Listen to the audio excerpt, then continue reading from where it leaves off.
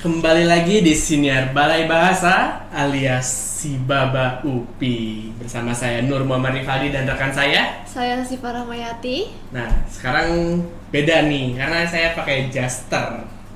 Kalau zaman saya aktif himpunan sering nih dipakai dan ada teman seperjuangan saya juga di himpunan yaitu Elia.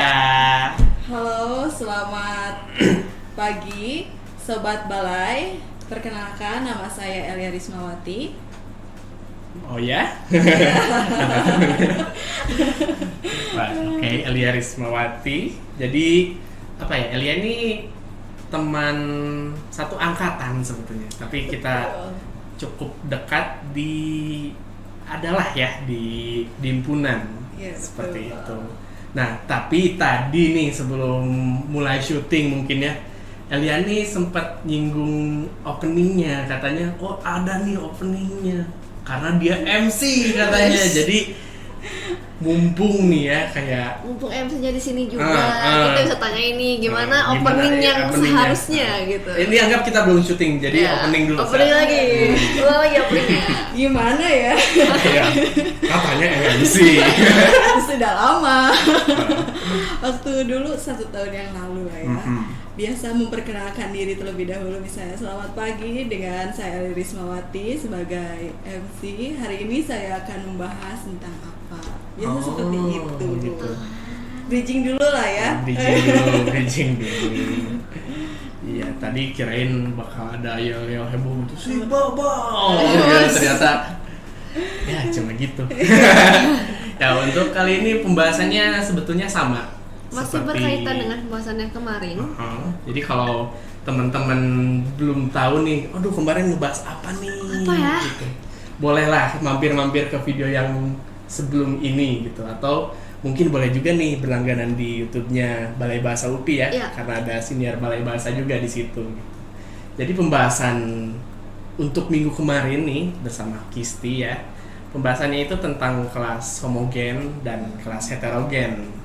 Tapi mungkin waktu sama Kisti lebih ke definisi atau mungkin kita sharing pengalaman tentang gimana, apalagi kan dia di Malaysia ya waktu itu, gimana kelas heterogen dan homogen di sana segala macam. Dan sekarang juga kita lebih ke sharing pengalaman juga sih. Mungkin untuk sekarang lebih ke tekniknya gimana, mungkin lebih ke teknis ya, kayak ada caranya gini gitu. Nah, nanti juga ada tips dan trik nih buat teman-teman yang mungkin tertarik ya mau mengajar BIPA bahasa Indonesia untuk penutur asing, dan nanti akan bertemu juga dengan kelas homogen dan heterogen. Nanti akan disampaikan tips dan triknya oleh Elia langsung. Oke. Tapi menurut pengalaman sering untuk ngajar di kelas homogen atau heterogen mungkin? Tidak terlalu banyak ya, tapi pernah mengajar di kelas homogen atau heterogen. Kalau di kelas homogen itu misalnya bahasa ibunya menggunakan bahasa Inggris, tapi tidak semua. Misalnya ada pembelajar yang menggunakan bahasa ibunya misalnya dari Filipina, bahasa Tagalog ya. Dan bahasa yang lainnya menggunakan bahasa Inggris sebagai bahasa ibu atau bahasa pertamanya. Kalau untuk kelas homogen, tetapi tujuan pembelajarannya itu sama, yaitu untuk studi atau untuk belajar di Indonesia. Ya, kalau untuk kelas heterogen itu biasanya yang bahasa ibunya berbeda ya, tentu saja dengan tujuan belajarnya juga yang berbeda. Karena kan untuk tujuan belajar bahasa asing itu ada yang untuk pendidikan seperti tadi, ada yang untuk ekonomi atau bisnis, ada yang juga untuk jalan-jalan lah. Ya, jadi intinya itu disesuaikan kalau di heterogen itu dengan tujuan pembelajarnya itu sendiri. Gitu. Dan mungkin selama di kelas gitu ya, Elia ada gak sih kayak let's say Mari kita sebut saja go internasional emang Igo tuh. Mungkin bisa dibilang seperti teknik, atau mungkin misalkan tekniknya dari ini medianya pakai media ini gimana di kelas heterogen ataupun di homogen ya. Untuk tekniknya mungkin ada yang mungkin apa ya, Elia kayak lebih nyaman dengan teknik ini atau lebih efektif sepertinya gitu dari segi perkembangan siswa? Oke, kalau di kelas homogen sendiri pernah saya ya, karena itu biasanya di kelas BIPA level bawah, misalnya BIPA level 1 atau BIPA level 2, kalau saya menggunakan teknik terjemahan. Jadi menggunakan bahasa pertamanya terlebih dahulu, misalnya bahasa bantunya bahasa Inggris yang saya bisa karena bahasa yang lainnya belum bisa. Dan itu nanti diterjemahkan ke dalam bahasa Indonesia.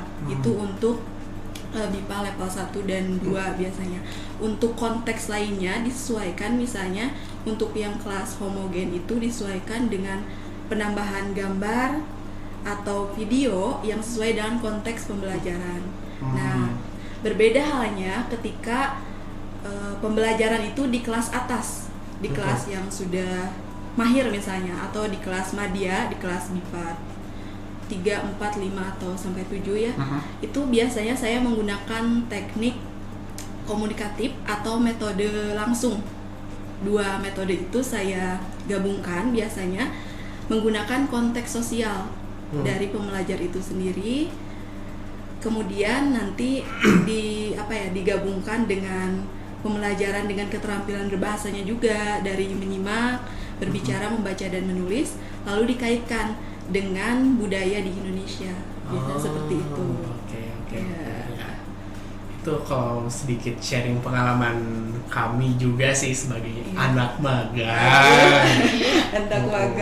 Saya salah satu yang terkejut loh saat gurunya adalah, oh nanti ketemu Bu Elia ya, Bu Elia pas datang, wah ternyata teman seangkatan. Teman ya. Sebagai mungkin kalau kami lebih ke asistensi ya segala macam gitu. Saya lihat teknik dari beberapa pengajar emang tidak jauh berbeda ya. Terutama mungkin teknik terjemahan itu cukup efektif. Apalagi ada satu pengajar juga yang cukup rajin lah untuk ini tuh artinya ini gitu. Tapi emang menjelaskan kembali. Tapi emang mungkin banyaknya yang pakai bahasa Inggris ya. Ada juga mungkin yang pengajarnya bisa bahasa Korea, dia menggunakan bahasa Korea gitu. Nah, ada suatu saat juga saya dihadapkan dengan situasi itu di kelas homogen. Tetapi dia tidak bisa bahasa Inggris, jadi somehow belajar bahasa Inggris karena mau ngajar bahasa Indonesia ke penutur asing gitu. Agak ternyata realitanya belum bahasa Inggris ya yang dibutuhkan, karena jadinya memakai bahasa Arab. Jadi ngaji lah di situ ya kan. Agak repot bahasanya ya. Agak susah juga untuk dipahami karena saya juga seperti Igo, saya pernah masuk kelas itu dan ya kebetulan pengajarnya tidak bisa memakai bahasa Inggris, jadi dia memakai terjemah. Kami juga sama memakai terjemahan untuk mengajarkan bahasa Indonesia juga. Menarik berarti. Untuk menulis di papannya itu kayak, wah ini ketahuan nih hot imlanya dulu pelajarannya kurang nih. Kamu tidak sekolah agama katanya. Bisa ya. Itu sih untuk pengalaman, mungkin itu dari pengalaman saya yang di kelas homogen. Untuk heterogen sih mungkin rata-rata ya di kelas heterogen tuh mereka bisa bahasa Inggris.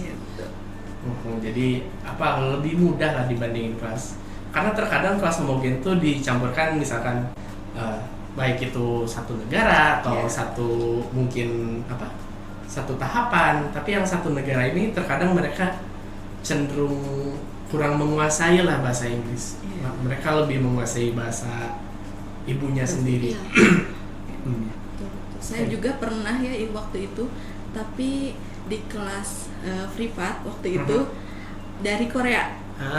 Waktu itu hanya asistensi dan beliau itu masih menggunakan bahasa ibunya, bahasa Korea. Sedangkan penggunaan bahasa asing seperti bahasa Inggris itu masih kurang. Jadi menggunakan metode tata bahasa atau terjemahan Tapi saya juga menggunakan Google Translate karena kurang bisa berbahasa Korea ya, tahu hanya sedikit kosakata, mungkin karena pernah mendengarkan drama Korea mungkin ya. Biasanya kalau tidak dari drama mungkin dari lagu-lagu seperti itu kita bisa mengetahui kosakatanya, makanya agak susah juga gitu. Jadi bermanfaatlah sedikit lah ya. Nah, mungkin ini juga gak sih kalau kita dihadapkan seperti itu ya, mungkin di kelas homogen yang bahasa ibunya bukan bahasa Inggris gitu, atau mereka yang kurang menguasai bahasa Inggris, sah gak sih menggunakan let's say kayak teman kita yang bisa bahasa Korea atau mungkin kalau bahasa Arab gitu ya, dia bahasa Arab gitu untuk native speaker mungkin ya, bisa penutur asli ya, penutur aslinya, atau translator, kita butuh penerjemah di situ, apakah sah-sah aja? Karena jujur belum pernah melihat dan belum pernah mengalami sih, tapi kayaknya terobosan yang oke juga kalau misalkan kita dihadapkan dengan kelas itu dan kita mungkin bisa dibilang misalkan saya gitu mengajar dari Jepang mungkin, dan teman saya mungkin Ica bisa bahasa Jepang, ya saya hebat. Saya ambil Ica kayak Ica dijajanin es krim gitu. Tapi saya harus mengajarkan dia dengan bahasa Jepang begitu. Sebagai bayaran saja ya. Sebagai bayaran gitu. Itu sah-sah aja mungkin ya. Iya, sah-sah saja. Dulu saya juga pernah magang ya di balai. Waktu itu kami ada asistensi, misalnya ada pembelajar dari Jepang, ada mahasiswa dari Jepang juga, jurusan bahasa Jepang di UPI. Nah, ketika asistensi sebagai pengajar, bukan sebagai pengajar ya, seperti translator atau tutornya, itu bisa menggunakan bahasa Jepang. Karena dulu ada dari bahasa Jepang, dari tutornya juga bisa menggunakan bahasa Jepang, membantu pengajarnya ketika asistensi di kelas itu bisa menggunakan bahasa Jepang sebagai bahasa bantu. Oke. Nah, intermezzo sedikit mungkin teman-teman kayak ini kenapa satu orang kayak gitu, kayak atau serak-serak basah lagi mungkin ya sama seperti video sebelumnya. Mungkin untuk informasi tambahan bahwa kita syutingnya di bulan Ramadan. Jadi kebetulan kami semua ini berpuasa, dan jadi ya untuk suara mohon dimaafkan, dimaklumi. Mohon dimaklumi suara kami kalau jika ada yang lemas atau suaranya agak serak-serak gitu. Atau mungkin tidak ada gelas di sini, kayak wah bintang tamunya nggak dikasih gelas katanya. Mungkin gitu, itu di bulan Ramadan. Oke, balik lagi. Jadi tadi Elia sudah menceritakan ya, bukan menceritakan, menjabarkan mungkin ya, teknik-teknik yang Elia gunakan saat menghadapi kelas homogen dan heterogen, dan salah satunya mungkin yang tadi terjemahan, lalu secara komunikatif, dan juga metode langsung. Metode langsung gitu.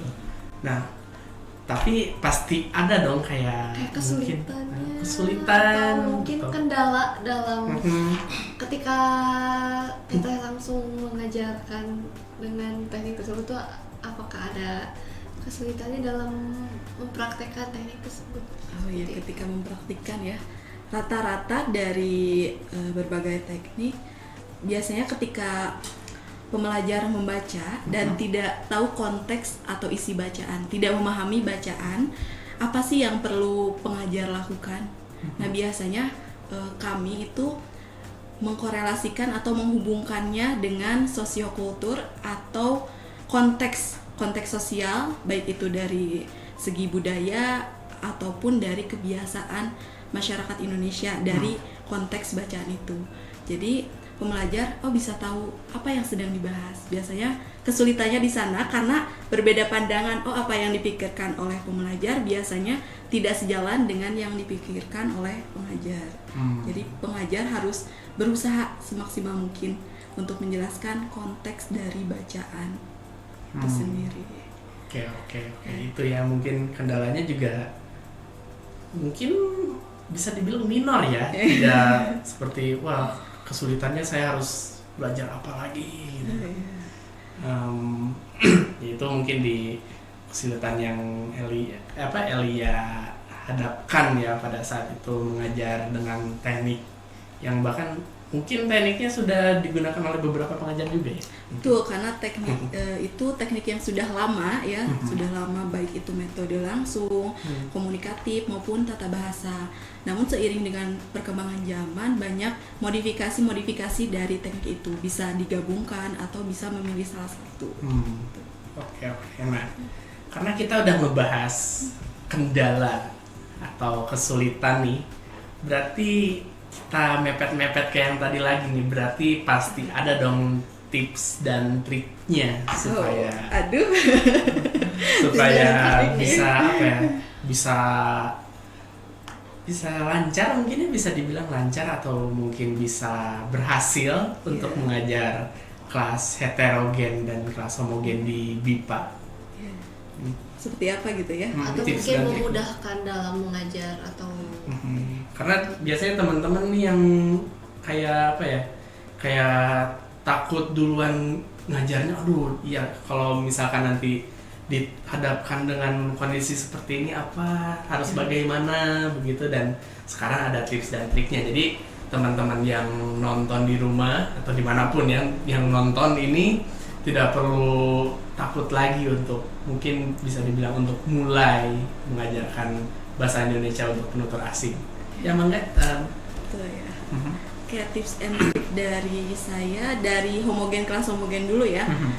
Dari tekniknya nanti bisa dicari ya, ada teknik misalnya Audiolingua atau Sugestopedia yang sobat balai bisa cari. Selain dari teknik tata bahasa atau terjemahan, metode langsung, atau tadi metode komunikatif. Nah, untuk kelas homogen sendiri, selain kita harus kalau menggunakan metode terjemahan, selain harus mampu menggunakan bahasa Inggris sebagai bahasa bantu, ada lebih baiknya nilai plusnya atau tambahan ya ketika kita menguasai bahasa asing lainnya. Misalnya nih, Teh Lisa suka nonton drakor kan? Suka. Nah, bisa belajar bahasa Korea, nanti bisa diaplikasikan atau diimplementasikan ketika mengajarkan BIPA untuk orang Korea misalnya. Nah, kalau Igo sendiri nih suka bahasa apa misalnya? Biasanya saya suka bahasa Hening. Oh, bahasa Hening. Hening. Saya itu lebih menyukai bahasa kalbu. Oh ya, bahasa kalbu. Ini bahasa asing lain ya. Bahasa asing lain ya, mungkin bisa dibilang mungkin ya salah satunya Spanyol. Bahasa Spanyol. Nah, misalnya Igo nanti menguasai bahasa Spanyol lah ya. Nonton Amigo Siempre. Nanti bisa mengajarkan untuk pembelajar dari Spanyol itu untuk kelas homogen. Jadi bisa membantu ketika pembelajaran BIPA selain menggunakan bahasa Inggris. Karena terkadang pembelajar yang bahasa pertamanya bukan bahasa Inggris itu susah atau sulit menggunakan bahasa Inggris. Mereka lebih sering menggunakan bahasa pertama mereka. Contohnya tadi yang bahasa Arab ya, pembelajaran dari Arab itu sendiri. Untung Igo dan Lisa bisa ya bahasa Arab tadi. Oh. Bukan saya cuma bisa la dan bisa rial. Oh iya. Kebetulan. La dan naam seperti itu saja. Tapi itu sedikit membantu lah ya. Lumayan gitu. Nah, kalau untuk kelas heterogen itu sendiri biasanya dari bahasa ibunya juga harus kita ketahui. Lalu dari karakteristik pembelajar itu tentu saja harus kita ketahui juga. Dan usia tujuan pembelajar belajar bahasa Indonesia itu untuk apa? Yang tadi sudah dibahas. Apakah untuk melanjutkan studi pendidikan, untuk bisnis atau ekonomi, untuk pariwisata dan lain-lain. Nah, itu bisa menjadi penyebab atau latar belakang kita sebagai pengajar melakukan kajian atau analisis teknik apa yang harus digunakan. Teknik apa nih yang cocok untuk digunakan ketika pembelajaran BIPA, baik itu di kelas homogen maupun di heterogen. Oke. Bagus ya tips dan triknya. Sangat sepertinya podcast sekarang ini sangat daging gitu. Sangat banyak yang bisa diambil ya gitu. Walaupun pada mungkin tadi pas di briefnya enggak apa-apa teh, kalau kosong kita ngebadut gak bisa loh. Kayak bermanfaat gitu ya. Alhamdulillahnya bermanfaat gitu ya. Tapi sayang nih, durasi coy. Durasinya aduh. Cepat sekali berlalu ya. Jadi mungkin sekarang kita lanjut ke kesimpulan. Tapi jadi, ini bukan karena tidak sayang ya. Bukan karena gak sayang, justru karena sayang. Karena sayang itu, jadi kita harus akhiri. Namun masih ada kesimpulan nih. Jadi kita tuh bisa melihat dari mana, baik itu homogen atau heterogen, mereka kesini tuh untuk belajar menjadi tujuan mereka belajar bahasa Indonesia itu untuk apa. Adapun yang biasanya homogen, biasanya untuk belajar lagi di Indonesia, dan rata-rata heterogen biasanya mungkin untuk bekerja atau untuk berlibur di Indonesia agar lebih mudah berkomunikasi.